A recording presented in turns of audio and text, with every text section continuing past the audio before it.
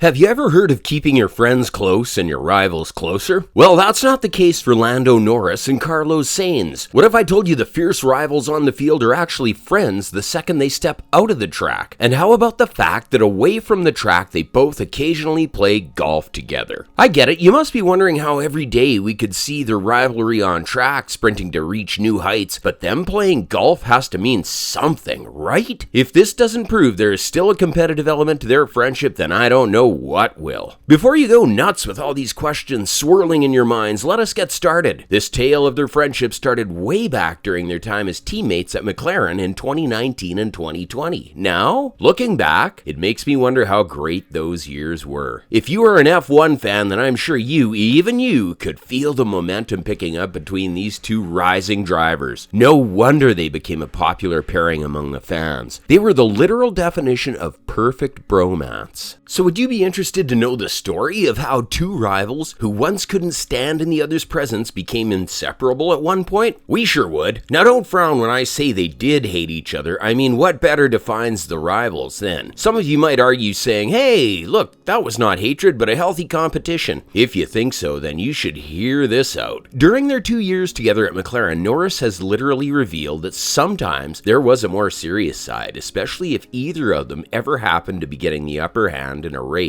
Totally understandable. I mean, without that feeling, how do you even fire that competition spirit in you? Now, if you're talking about how decent they were in the 2 seasons, then let me be the one to break it down for you, alright? That period that you are referring to had not seen such disparities because their results were freaking even at that point. Let us replay the 2020 race, shall we? Funny old times. Sainz scored 105 points and Norris was only 97. Don't get all defensive when I say Norris clearly sucked in that race. I mean, who are we kidding? Sainz the best. Don't you agree with what I just said? Whoa. Now you're making me curious. Let me know in the comments why you think Norris is better than Sainz. And also talking about on-track action, Sainz beat Norris in the 2021 F1 World Championship by finishing 5th with 164.5 points, while Norris was just 4.5 points behind in 6th place. I know how we are talking about how they are friends, but what good does rivalry amount to if we can't compare them? Coming back, Norris said, "There's always tension between teammates. Even if someone says there is none, there is always some." Can you guys sense where this is heading? It's such a pity we couldn't see them together in 2021. F1 ruins all the fun. Now, please don't tell me I'm the only one who is watching F1 just for its drama and controversies. Is anyone on board with me? Let me know in the comments. It feels good to have someone who doesn't watch F1 to get a dopamine rush the minute they see a Ferrari car racing on the track. Just kidding. So like I said, in 2021, Daniel Ricciardo was the new teammate of Norris. This was because Sainz had to move to the Ferrari F1 team. Norris continued, "Sometimes you might try to hide the tension, even with Carlos and me. We hated each other a lot.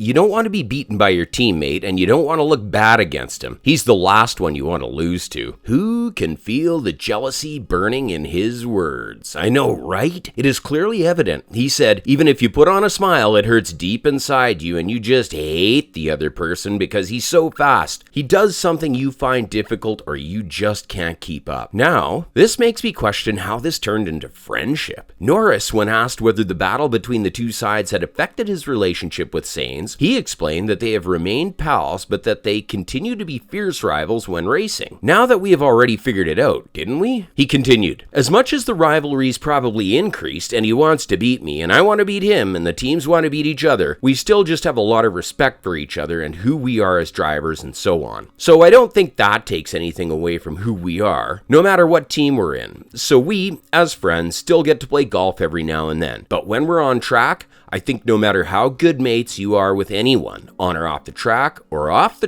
when you're on track, you kind of forget about all that, and you just want to beat everyone no matter what color car they're in." From the moment the friendship sparked between the duo, there was nothing in this world that could crumble that. Sounds fascinating, I know, and not even the heated head-to-head between their teams to secure 3rd place in the Constructors seemed to have done any harm. What do you think? I must say their friendship was indeed strong. The bond was not formed in seconds, rather it was built up up over time between the two, then what could such petty things do to their friendship? Of course, I agree on the track, there's a close and intense battle, but the important thing is to know how to divide the personal relationship from the professional one, and only a few can understand and master that. What do you say? This is not the end, guys. There's more coming to make you awestruck, so stay tuned till the end of the video. By this point, would you not be shocked if I would say Norris and Sainz are often seen lurking around together during PR activities? And they also seem to laugh at each other's jokes. What an inseparable pair they are. We can't deny that Norris and Sainz had one of the friendliest partnerships for some time in F1. Oh wait, they still are the best of pals. In fact, Sainz was Norris's first teammate in F1 because Britain only joined the grid at the start of the 2019 season. Now, this might have come as a shocker for you. Am I right? They wanted to bring the team forward. They wanted to win races and they worked well in harmony. At the same time, they were also very ambitious among ourselves. They did their magic, and we have seen the 2021 season had brilliant displays from these young drivers and rookies. But whatever. This doesn't happen in all cases. In fact, the word friends in the hyper-competitive and professional world of Formula One is hardly used. Just think of how the relationship between Lewis Hamilton and Nico Rosberg has evolved over the years. But the dream of the world title got in their way after growing up together since adolescence. The stakes are too high and the interests and pressures may choke one up. There are some exceptions, I know. So do you think there's any other pair in F1 which could beat the Norris and Sainz friendship? Then let me know in the comments below. But before ending the video, I must establish one thing. No matter who your opponent is, you have to meet the fans' expectations and of course the teams. That's all for the video. Thanks for watching. If you have enjoyed the video, then consider leaving a like and hit the bell icon to get notified of the other videos coming soon.